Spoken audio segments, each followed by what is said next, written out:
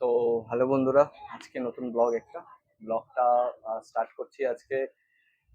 আমরা এখন যাচ্ছি কলকাতায়। আমি এখন ট্রেনে। তো কালকে সকালে পৌঁছাবো। কালকে সকালে একটা কম্পিটিশন শুরু হবে, ফিট ইউথ ক্লাসিক রিবন। সেখানে আমার একটা স্টুডেন্ট খেলছে, অভিজিৎ সেন।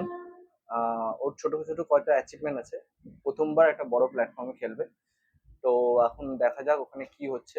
কম্পিটিশনে ও 4টা ক্যাটাগরিতে খেলবে। সব ক্যাটাগরি গুলো দেখাবো, কম্পিটিশনে কি হচ্ছে না হচ্ছে সবই দেখাবো। ওখানে বড় বড় অ্যাথলিটরাও আসবে, আইএফবিবি প্রো আসবে।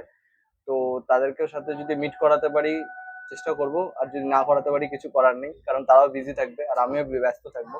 ভিডিওটা দুটো পার্টে আসতে পারে অথবা একটা পার্টে হয়ে যেতে পারে। তো চলো, কালকে দেখা হচ্ছে। আজকে কোনো আর ভিডিও করবো না রাতে, ডাইরেক্ট কালকে সকালে কলকাতায়। ভিডিওটা এখানে এড করছি।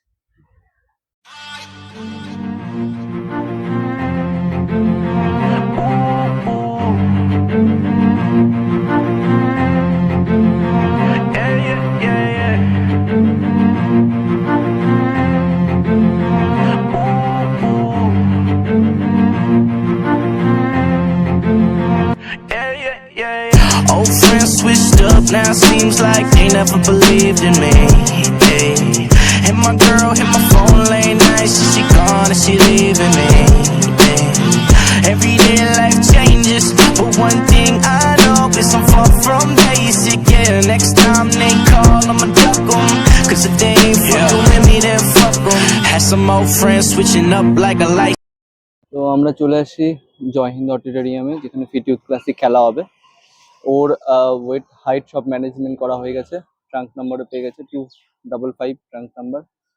তো দেখি এখন কি হচ্ছে। প্রচুর জার্নিং হয়েছে, হোটেলও পাওয়া যায়নি। আমরা বাইরে একটা আশ্রমে স্নান টান করে করে অনেক কষ্ট করে এসেছি। তো এখন দেখা যাক কি হয়।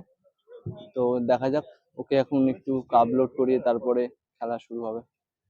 চলো এখন দেখা যাক কি হচ্ছে।